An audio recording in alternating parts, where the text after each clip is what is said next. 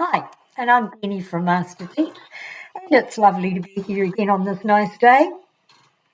The sun keeps going in and out, so there's nothing I can do about that. It's just affecting the lighting, but whatever. Anyway, so what I want to talk to you today about is the idea of building relationships and the idea of building relational trust in the classroom. So your kids in your classroom are just that. They are your kids in your classroom, and they need to know that they belong to you. And they need to know that you are there for them. No matter what, you're going to be there for them. And that you are someone who they can really trust to tell things to, and you're not going to make a big song and dance about it to everybody unless it affects their safety. Anyway, that's number one. And also, if you build this relational trust, you will also be building their agency. And this is very important to their learning, and it will help you to find ways to find their strengths and to also, obviously to build on their strengths, but to use those strengths as vehicles for their learning. And that's really important. Because motivationally, these kids are already ready to learn. You just got to find the key. So the key is to be found in the motivation, and the motivation is often to be found in something they're already strong in. So think hard about that. Okay, so, parents will give you a lot of information. So you need a good relationship with them. And they also need to be able to come to you and feel that they can trust you with some secrets that they wouldn't really want to tell everybody. They're worried about their child. Maybe they think he's got autism. Maybe they're worried that the child is dyslexic. Maybe they think that they're not doing enough at home. Perhaps they've got some issues that they don't really want to discuss, but they may want to say something simple like there are a few problems at home at the moment. If you're a teacher who has no time to talk to parents, that won't work. You really honestly have to make time to talk to parents, and you have to open yourself up a lot. You have to open yourself up to being a good listener. And one of the things that I notice about teachers making relationships with parents is that don't come across like the expert. Come across like a co-learner. Come across like you want to know, and they may be able to help you because you want to help their child.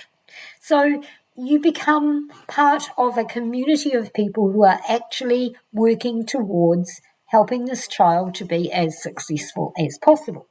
Now, in the event that you are trying to do this, could you please also think about what it is that the child wants? So from this point of view, student agency is another key.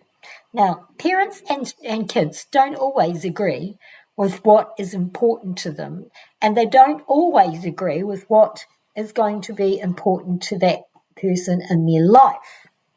Now, I've experienced this with my own children. I have two sons, and I have experienced my own values and my own desires and forecasts for my children going to absolute crud because I had no idea what they were actually good at. And I don't think I actually knew who they were. I assumed I did because they're my children, so they're like me. But they're not like me. So actually, I missed out, and I'm really sorry that I did. So find out about who these kids are. If you're a parent, find out about your own children and share that with the teacher.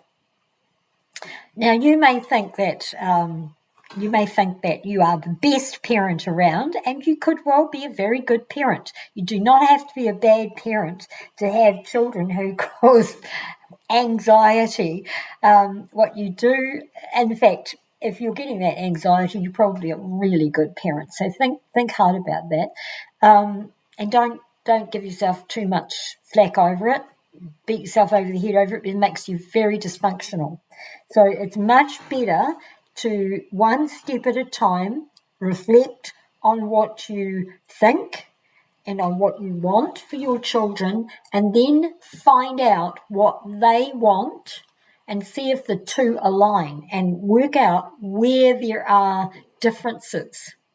So I would suggest to you that graphic organisers or any kind of PMI, any kind of, plus minus interesting, any kind of mind map will assist you to make some decisions about that. Now, I think that this would be a really good technique to use also at teacher-parent interviews and at student-led conferences, because these are places where actually you can start to map some things. I do not think, and I'm sure that everybody will probably agree with me with this, possibly agree with me with this, but they will also have difficulty in finding a practical solution to it. I don't think that there is enough time spent in discussion and reflection, because if it's well done, discussion and reflection work together. So, and giving feedback is not giving your opinion, it's asking provocative questions. So as a parent or a teacher in this situation, or even as the student, you may be clever enough to do this too, ask some questions about why people think what they think, and, provoke them into having to justify why they think it. And then ask the next question, which is, what else could we do? Is there any other, are there any alternatives to that? What would happen if? So if you take that extra step, don't just leave the conversation at a disagreement. What would happen if? How would that look? Those questions are important. Now, don't, as a teacher, do not, and I'm saying this really honestly, do not use your teacher voice. Do not go into teacher mode and teach parents. The relationship is important. You destroy that relationship if you immediately remind them of what it was like when they were sitting in Mrs. Jones's class many years ago and she was trying to teach them about maths, or them about maths, and they were terrified and she wasn't a very good teacher, etc. And what happened? So please don't bring that back into their minds in the middle of a new discussion about a new child. And please remember that your professional persona is not appropriate when you're building a relationship with somebody. It's about empathy, and it's about understanding, and it's about respect. And there's nothing respectful about coming across like you're better than somebody else and you know more. You may have academic understandings, but you're not the child's parent. So respect the parent.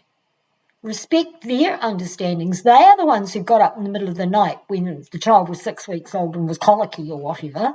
They understand how this kid ticks. But you have to ask the right questions to get those answers.